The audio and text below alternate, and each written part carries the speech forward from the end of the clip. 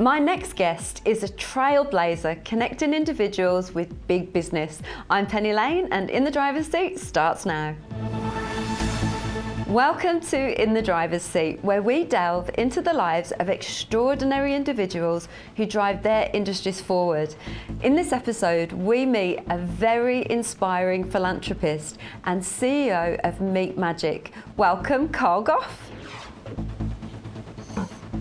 Hello, Carl. Hi, Penny. Thanks for joining us. No, my pleasure. Thanks for having me. Very happy to have you on the show. Now, you're a fellow Brit like me, and you've had a really interesting start in life. Can you tell us a little bit about what life was like for you in the UK and what brought you to New Zealand and then on to Australia? It was kind of crazy. So I grew up as a white kid in a black family in Nottingham. My dad married a Jamaican lady when I was 3. I left school at 15, left home at 16. I was a father by 19. My son's mother died of alcohol poisoning. The journey has been crazy. I think for anybody that knows me, probably knows I should have been dead or in jail or both or one of the two. So it was a very tough council house estate growing up.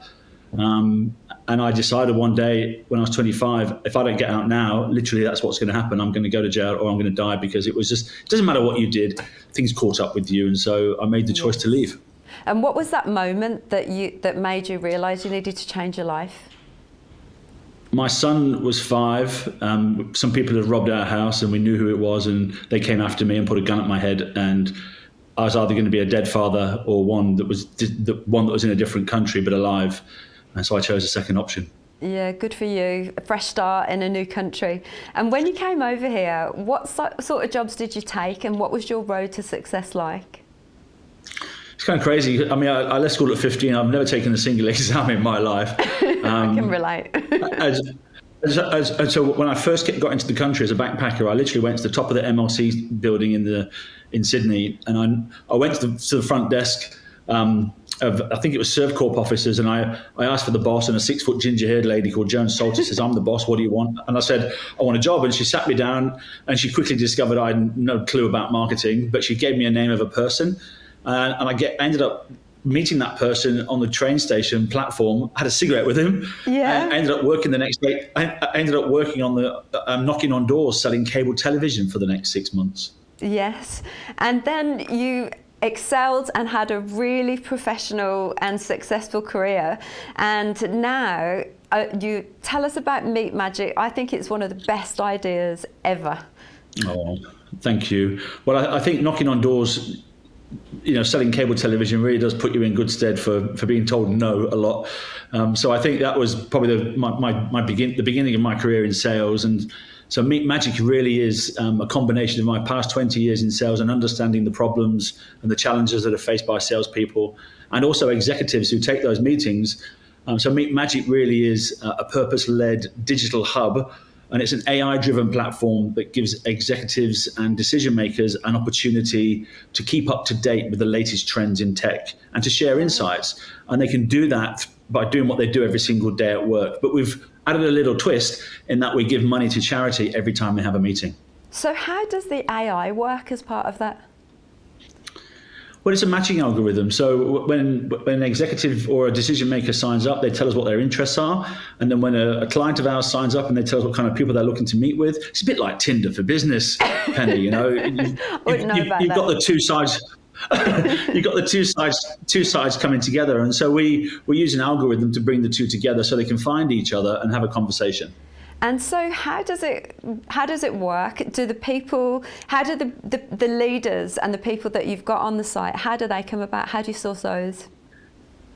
Well, I mean, there's about 1,000 executives in 5 countries now. We're in Singapore, New Zealand, Australia, US, and the UK.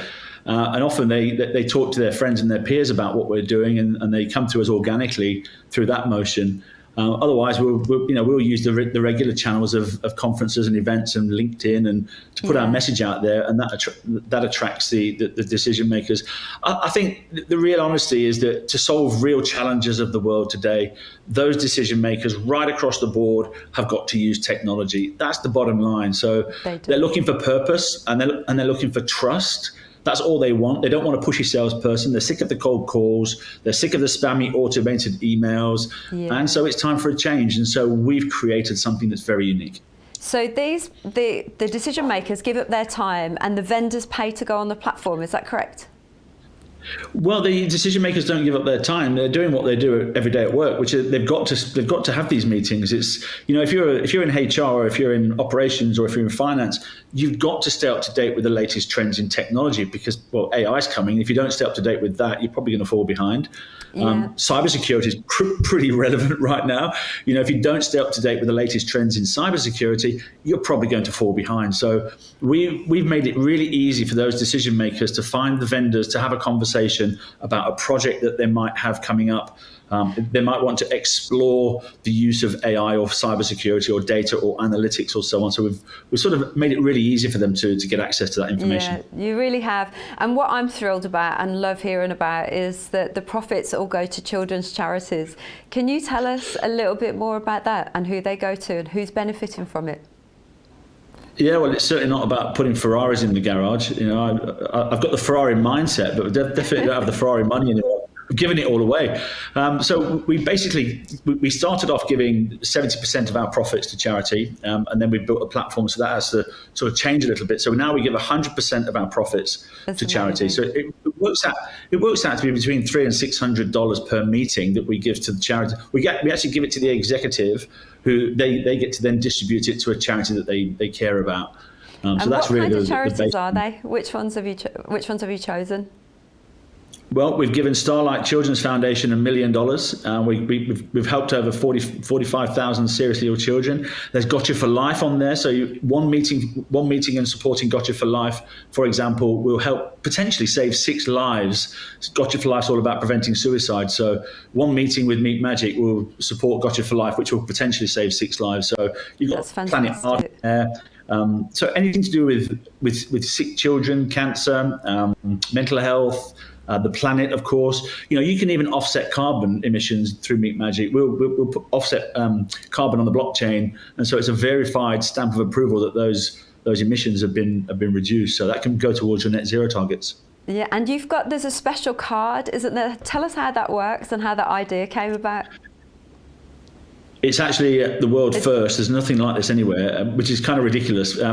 So it's called an impact card. And what happens is every time a meeting takes place or a connection networking session takes place through MeetMagic, at the end of it, we send the voucher and the card to the executive, and they can click on the card. Up pops a little code, and they can input that code into a website, which will release the funds to the particular chosen charity that they've got. Such a great idea. What's been the biggest challenges with getting MeetMagic off the ground? Well, I think in the beginning, people thought it was a bribe. Rory Sutherland, who's the vice chairman of Ogilvy, is actually one of my shareholders, and we call him our chief evangelist. He says that MeetMagic has all the efficiency of bribery, but none of the corruption. And so I think in the beginning, it's kind of hard to get people to understand something that's new. It's a brand new category, Penny. So you're dealing with changing behaviors, which is very difficult, as you know, when they've always been used to. So marketing teams, for example, have always been used to doing the conferences and doing the events and spending the money over there. And so, of course, when something new and innovative comes along, it's a bit risky. And so it's sort of changing behaviors and minds. That takes time. Yeah, and how do people find out about you? Well, we've not chased a sale for 2 years. So a lot of our customers who are still with us today have stayed with us from the beginning.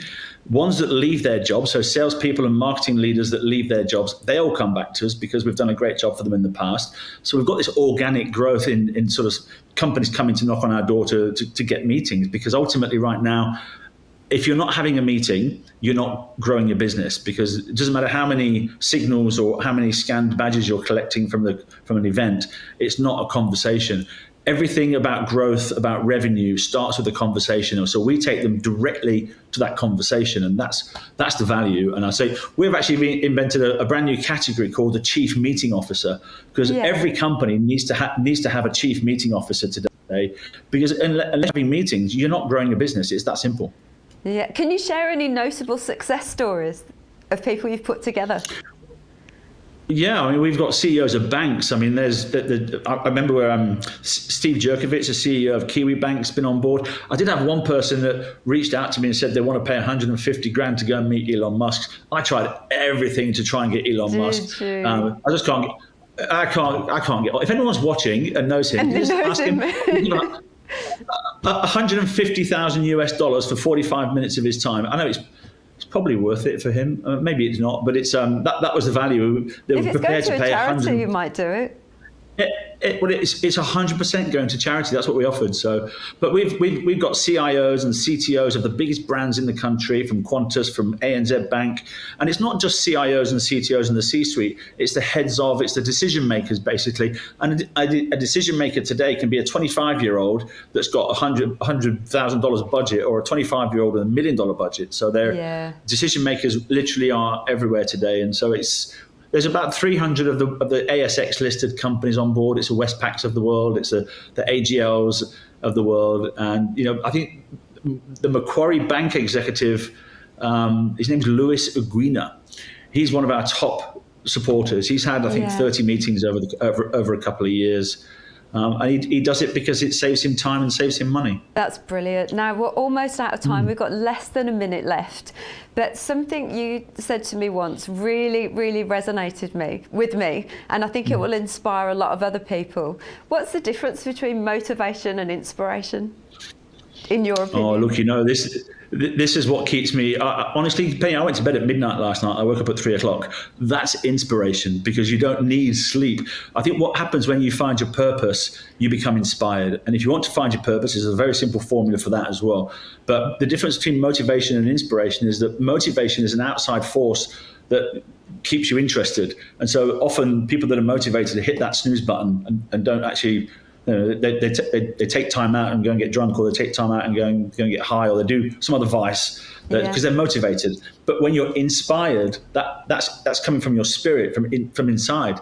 And when you find that, you don't need sleep anymore. It's really crazy. I have to force myself to go to bed because you've got so much energy, and that's because it's coming from inspiration. And I think everyone deserves that at some point in their life. They deserve to feel what it feels. I'm 54 and I should not look this good, and I should not have this much energy at 54. Yeah, that's inspiration.